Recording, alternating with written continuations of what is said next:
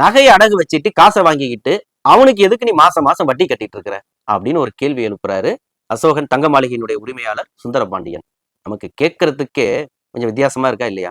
அதேபடி ஒரு இடத்துல அடகுன்னு வச்சோம்னா நம்ம வயிற்று வலிக்கு நகை அடகு வைக்கிறோம், நகையை வச்சுட்டு அவன் காசை கொடுக்குறான். அவன் எப்படி சும்மா காசை கொடுப்பான்? அவனுக்கு அதுல ஒரு லாபம் இருக்கணும்ல. அப்ப அதுக்குதான் நம்ம கிட்ட வட்டி வாங்குறான். அது சேட்டுக்கிட்ட வச்சோம்னா வட்டி கூட, கவர்மெண்ட் பேங்க்ல வச்சோம்னா வட்டி கொஞ்சம் கம்மி. அது நம்ம வசதியை பொறுத்து, நம்ம தேவையை பொறுத்து நம்ம சேட்டுக்கிட்ட வைக்கிறதா, கவர்மெண்ட் பேங்க்ல வைக்கிறதா, பிரைவேட் பேங்க்ல வைக்கிறதாங்கிறது நம்மளோட முடிவு. அடகு வைக்கிறதுனா வட்டி கட்டி தான் ஆகணும். இதான கான்செப்ட். ஆனா சுந்தரபாண்டியன் இங்கதான் ஒரு புரட்சியவே பண்றாரு. என்கிட்ட உன் நகையை கொண்டு அடகு வை, நான் உனக்கு காசு தரேன், நீ எனக்கு வட்டி கட்ட வேண்டாம் அப்படின்னு சொல்றாரு.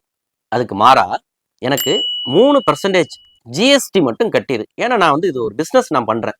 அப்ப பிஸ்னஸ் பண்றேன்னா அதில் நான் கரெக்டா நான் பிஸ்னஸ் நான் செய்யணும் இல்லையா அப்படின்ட்டு ஜிஎஸ்டிங்கிற ஒரு வார்த்தையை மட்டும் நீ கட்டு அப்படிங்கிறாரு.